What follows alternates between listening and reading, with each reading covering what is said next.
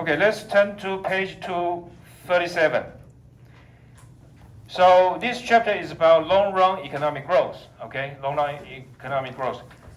Even though we haven't mentioned explicitly about Keynesian model, actually Keynesian model is also a model about long-run economic growth. In terms of Keynesian, okay?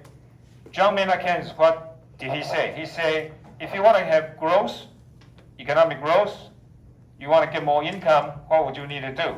You need to consume more, right? Invest more, and government gonna also spend more. Okay. So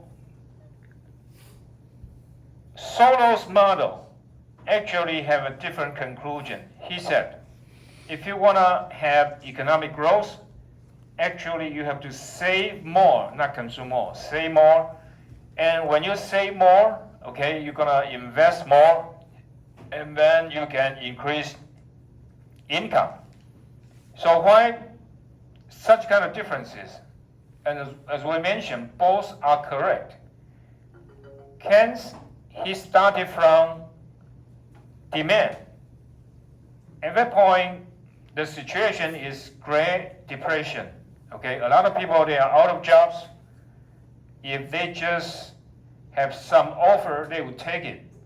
And so at that point, what is most important is demand, lack of demand. But when Soros' model, the starting point is production.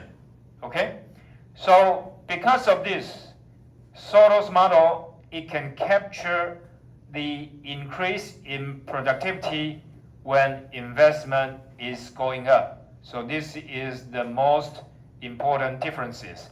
Keynes started from demand, and Soros starts from production. Okay, so you look at page 273, you have a production function, okay? A means a technical factor, okay? A means a technical factor.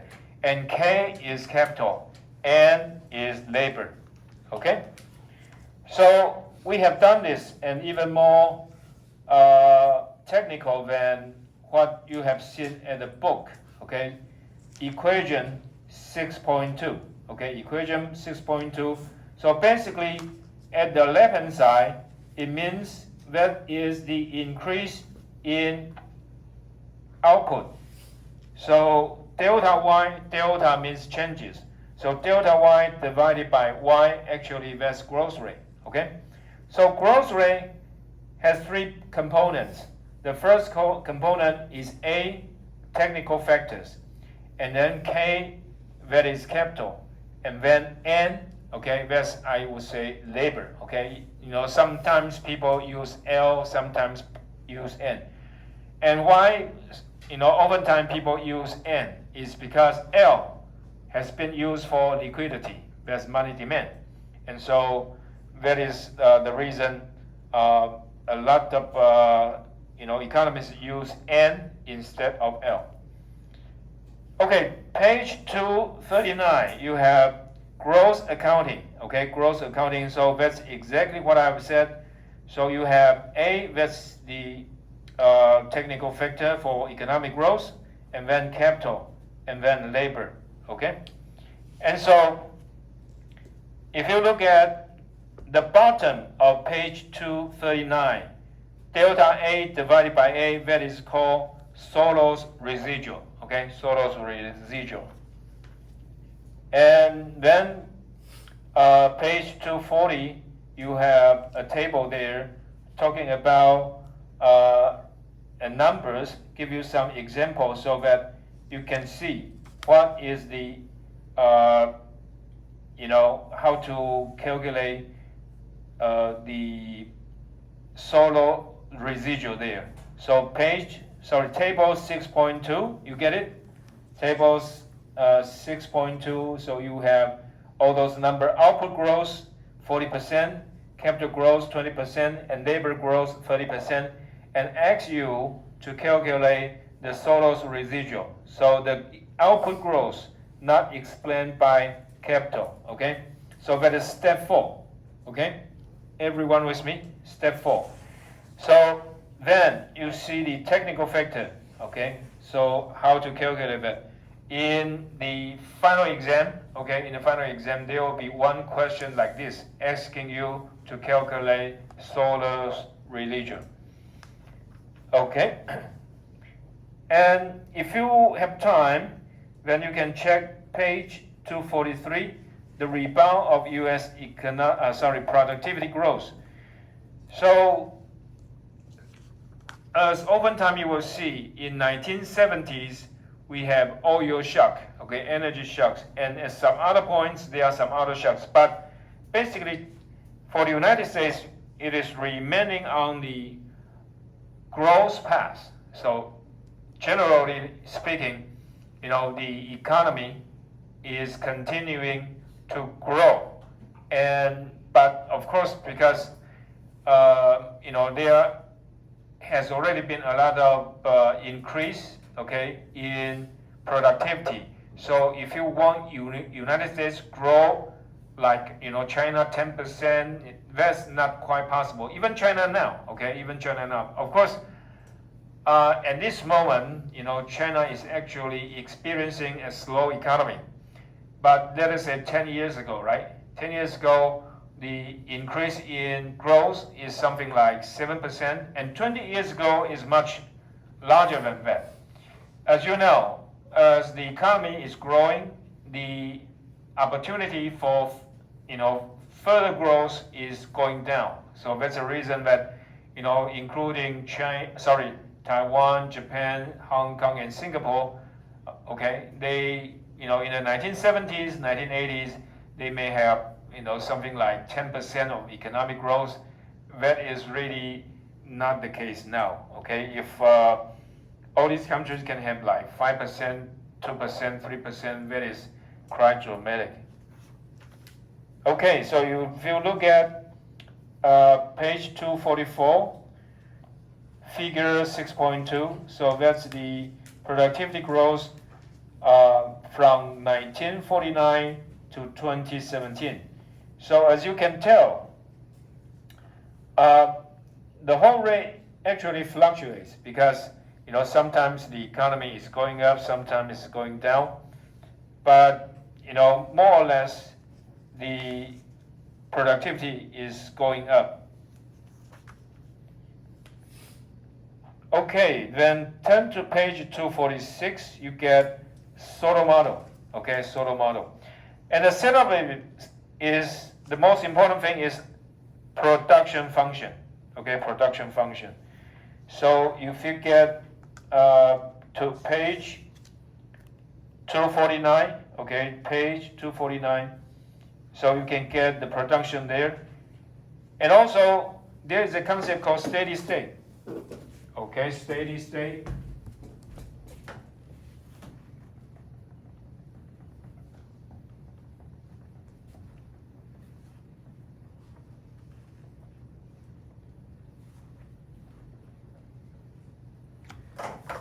So investment is equal to saving.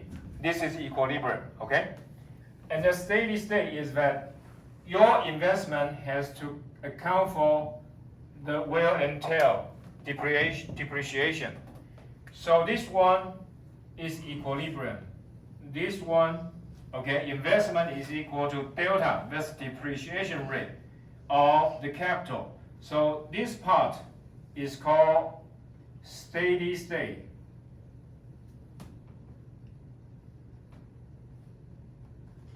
And this part is called equilibrium.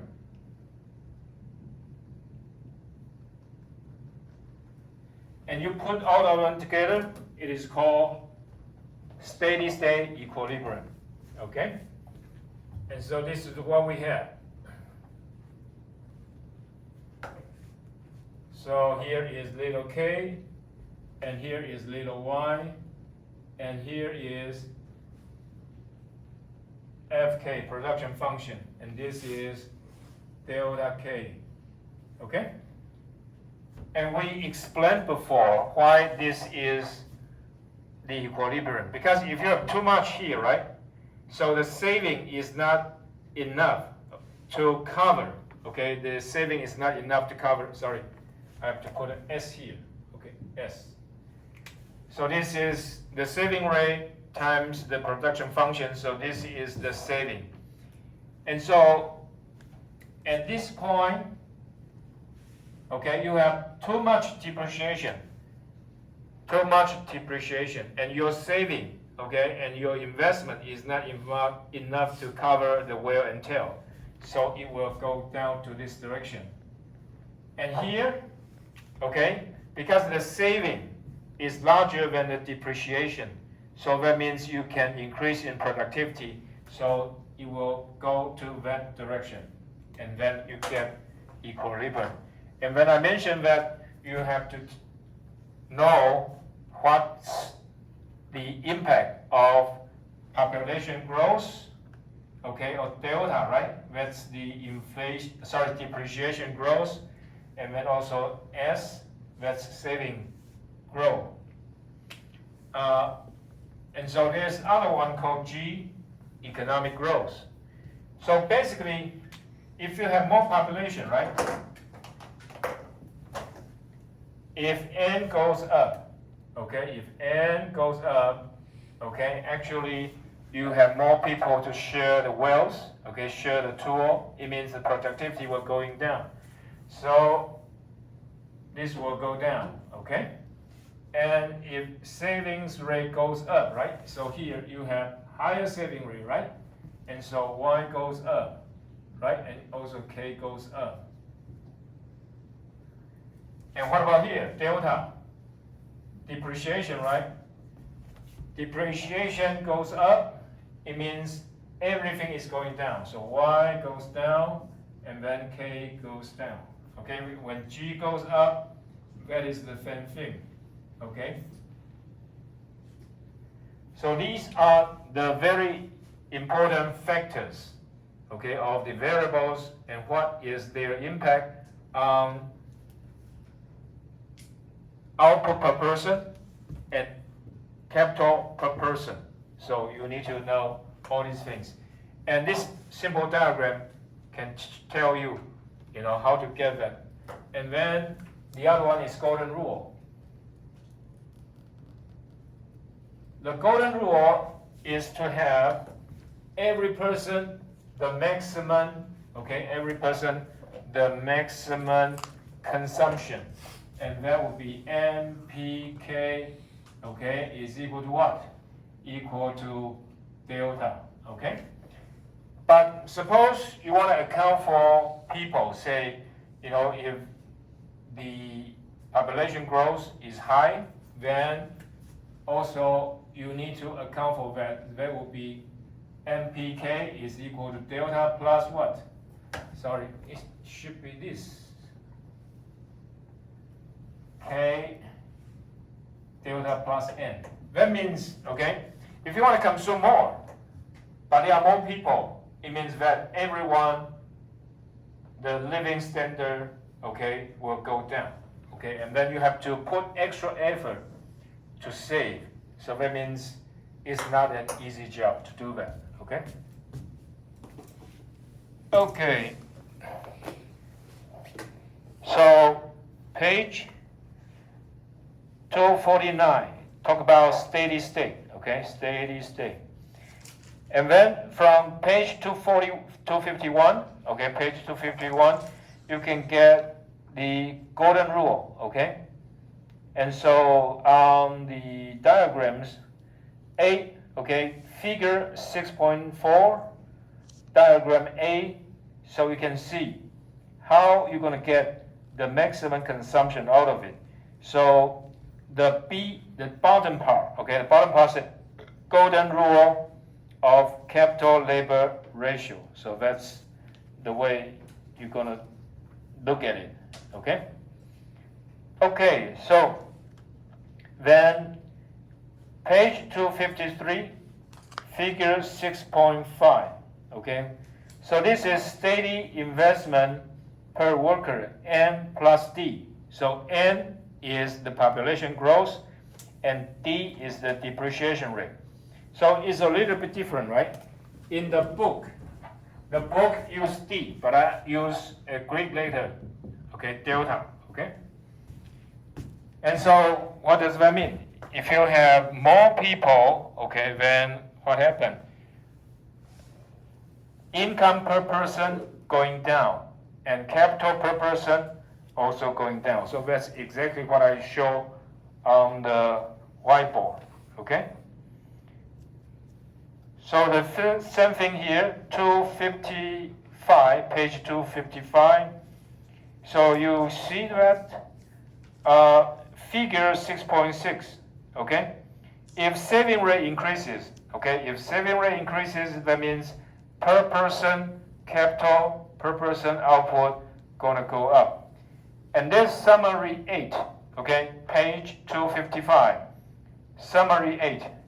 So if you look at the box, it says if saving rate S rises, okay, then per person income gonna go up, per person output gonna go up. And the rate of population goes up. If it goes up, then per person income goes down, okay, per person capital goes down. Okay, let's turn to page 256. Okay, you have figure 6.7. Here it talks about the impact of population growth. So if you look at this, right, page 256, figure 6.7, if population goes up, okay, if population goes up, what happened? Per person income gonna go down, and per person capital gonna go down. So I told you before, it is because of the Soros model. So in 1970, okay, in the 1970, Taiwan has a very vigorous family plan. So the government tell people don't have too many babies, okay, and it is quite successful. But then it could be too successful, right? So now we are worried about what? Population aging and too few kids, right? Okay. But this is the rule. And so if you look at China, right? Why China in the 1970s and 80s, the economic situation is not that good? But sorry, it's because just too many people. And the same thing applies now. What about India? Too many people, okay? Too many people. So when you have too many people, what happened? You're gonna have, in decrease in living standard, decrease in wealth, and decrease in per person capital. But what about Taiwan? We don't have that many people. We are short of people. What are we gonna do? I think that's the reason Japan, right? Japan is the leader in developing robots, right? Because you don't have people, then you don't have workers, right? And you don't have workers, who is going to work? Who is going to produce anything for you? So because of the reason, actually, Japan has been developing a lot of robots, okay? So that is one of the reasons that, people have to devote resources, not only in robots, but also in AI, because you need a machine that can be able to think about what it's going to do, okay? And so a lot of things are going on. So even though we don't have that many people, the substitute is to get machine, robots. Okay, let's move on to 258. Okay, you have figure 6.2. An improvement in the productivity, okay? An improvement in productivity, of course, you're going to get production function moving up, okay? If you have production function moving up, so then per person income, per person output will go up too. Okay, and then page 259, figure 6.9. Let's talk about the impact of saving rate, okay? And so this is the exact opposite of what Keynesian model said. Keynesian model say if you say more, okay, you're gonna be in trouble. So that's the paradox of thrift. But if you look at Soto's model, what happened? If savings rates go up, okay, if savings rate go up, what you get? You actually get increase in output, okay, increase in income, and also increase in per person capital, okay? So saving is a good thing in Soto's model, exactly opposite of the Keynesian model. But as I say, Keynesian model is correct and Soto's model also correct because two models have different assumptions, okay? Okay, let's move on. And page 260, it talks about the growth of emerging markets, okay? So the growth of emerging markets, there are several countries here. And on page 261, okay, you have one on China and also one on India. So if you look at it, India actually lags behind China for quite a long time. But recently, you get to 2016, okay, the red line is India and China is the yellow line, okay? So you can tell recently the economic growth of India is catching up with China, okay?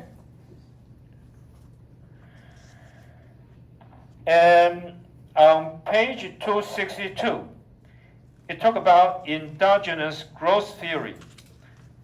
It means that sometimes the production factors and also the economic factors inside the economy will be able to push through the productivity growing. And so let's check page 263. Okay, let me read a part of it so that you know what's going on here. So page 263, line 5, okay, the first paragraph, it said, endogenous growth theories have provided a number of reasons to explain why, for the economy as a whole, the marginal productivity of capital may not be diminishing. Okay? One reason is that human capital. Okay? So we all understand that the more capital you have, right? The more capital you have, even though you can produce more, but NPK will go down, right? So we have diminishing marginal return, right? Diminishing marginal return, diminishing marginal product. And then the opposite side is increasing marginal cost, okay? But why? Sometimes you have not seen NPK going down. It is because of what? Because human capital is also going up. Okay, so that's exactly why it said endogenous growth theory is also an important part, rather than just look at Soto's model. Okay, and then let's check page 264. Governments also play a very important role in terms of economic growth. And so here, 6.4, it tells about government policy to raise long-run living standards. If you look at Japan, if you look at Germany, also Taiwan and China, right? The government's policy is to increase the market efficiency. And then hopefully through all these policies that you get long-term economic growth. And basically, it sounds like they can have it.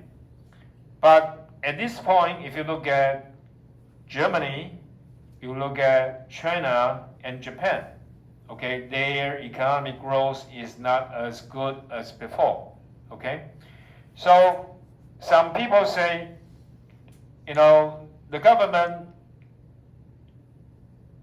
plays no role in choosing a winner in terms of the industry. So it is better to leave the market to work themselves out, okay? Just like now, if you look at Donald Trump, right?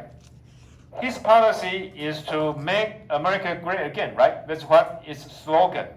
The slogan is to make America great again. But can he really do that? Can he choose a winner for the industry? Can he do that? I think the answer is no, right? Because he wants the United States to produce cars, to produce iPhones, to produce semiconductors. But actually, you need many factors to come in together to get things going smoothly. But why Apple's cell phones, okay, iPhones, right? It is designed by Apple, but produced in China or India, right?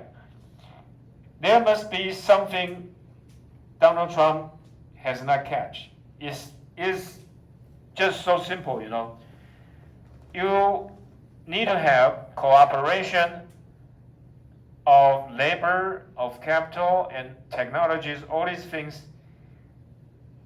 The major point, okay, the competitive advantage of the United States is not labor, okay? It doesn't have that many people. So to do the assembly line and to assemble the iPhones, okay? So anyway, sometimes government's policy can improve the efficiency of the economy, okay? But sometimes it's really not the case. And the most important part is the infrastructure, okay? So page 265 talk about improving infrastructure. So if you look at Taiwan, right? In the 1970s, after the energy crisis, Taiwan has a new international airport, right? And then several superhighways. So these are the things that really, encourage the economy to grow. So what Donald Trump has to do is the same thing, right? He just used his tariff policy to threaten people to go back to U.S. to produce capital. That's to produce products. That is really an awful policy. And also mentioned on page 265 is building human capital. Okay, building human capital. For this, Taiwan has really done a good job, right? Because what do we have? We have very good education. If you look at Taiwan, we have 99.9%, people are all literate, okay? They can read. And if people can read, they can do a lot more things. And so they are more efficient. So can anyone want to guess? So let us see. Zhu Guangyan, would you like to guess? What is the percentage of Indians, okay? How much in terms of percentage do they know how to read and write? Indian people. In terms of percentage, as I said, Taiwan 99.9% people are literate. What about India? Try to guess. What is the percentage of people, of Indians, can read and write?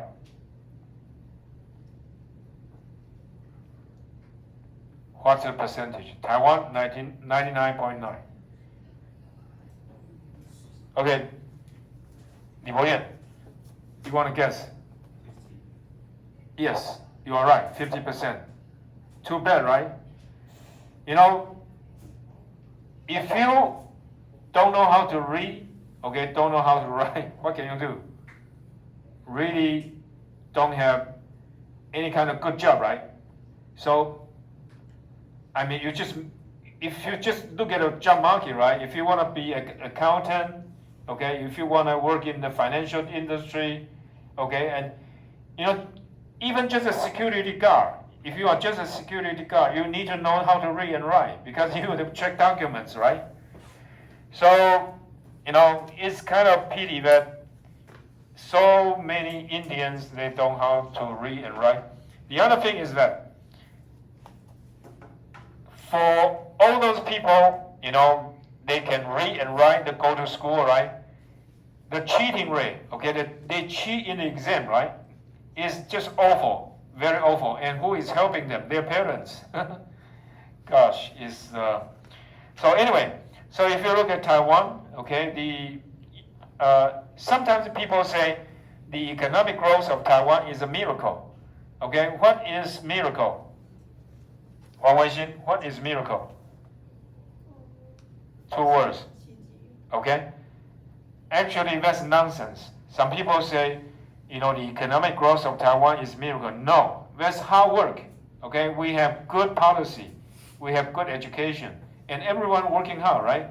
So that's the reason we have economic growth. It's not a miracle. What's miracle? Miracle means it will never happen unless you have God, right?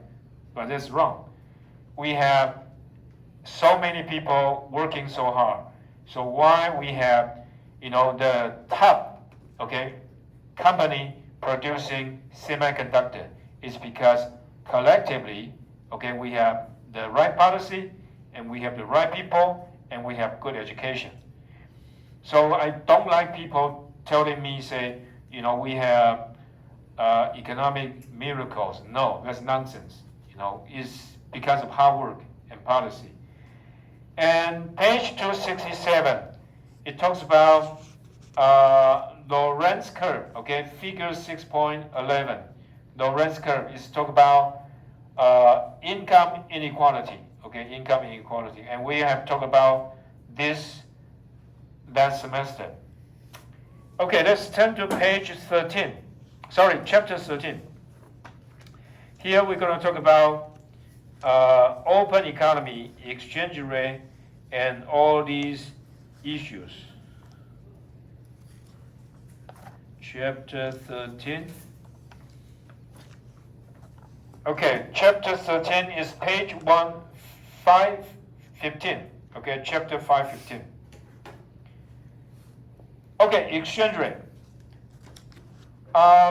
This book is a little bit tedious. It talks about nominal exchange rate and real exchange rate. And oftentimes, I just don't want to confuse you. Okay, so we just say, exchange rate. What's the exchange rate? It's the exchange between two currencies. Oftentimes, what we have seen is NT, right? NT and US dollars. And why US dollar is so important? Because it's an international currency. So for example, like this time, just a few days ago, I went to Finland, okay? If I want to get, so anyway,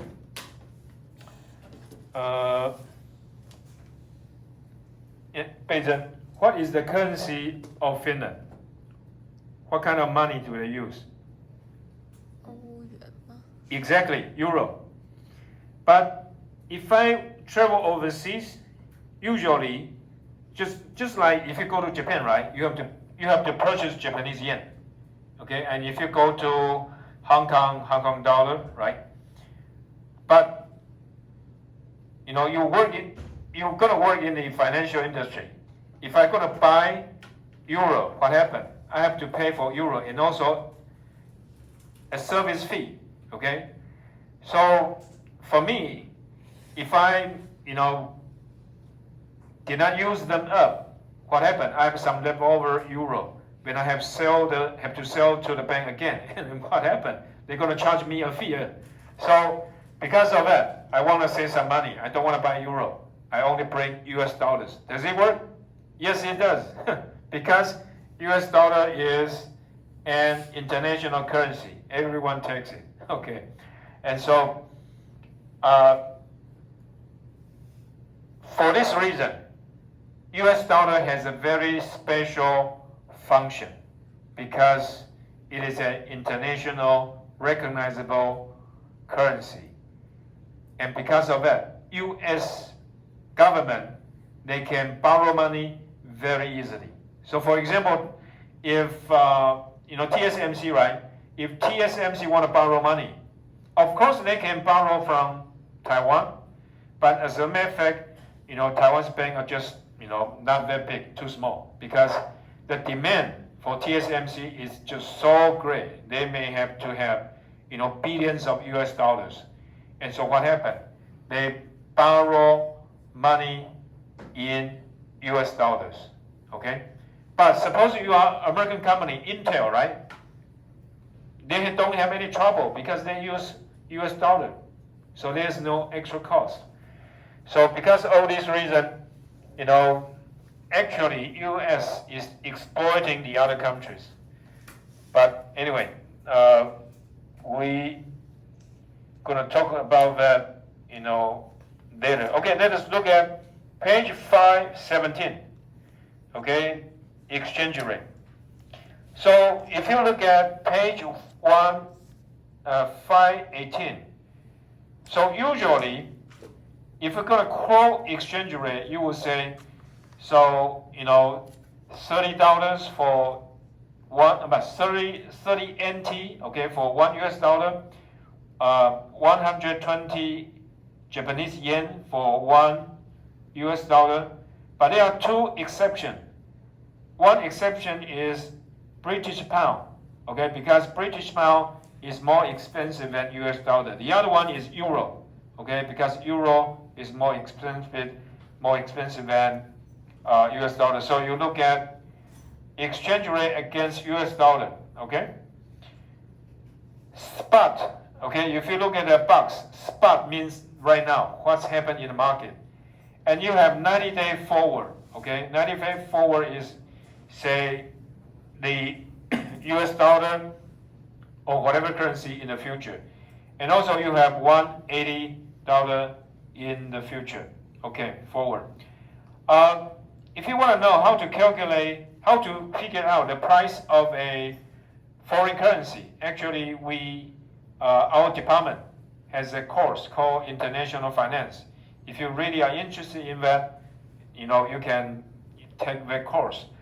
But it doesn't mean that just like people can calculate the price of stock and also price of bonds, but it doesn't mean that it is always that way because you have different factors affecting the market, okay? So formula does not really give you the exact price in the market. Generally, you have to consider the other factors that are affecting the market. So if you look at page 519, okay, this is the formula, okay, to calculate the exchange rate, okay, and here you have a different term called real exchange rate. As I said, real exchange rate, you're gonna discount all the factors on inflation and any other things, but that is not really help you to understand the market. So page 520, okay, page 520, what you get? Purchasing power parity, okay? And then page 521, you have MAC parity. So that's exactly what I talk about, Big Mac index, okay, Big Mac index.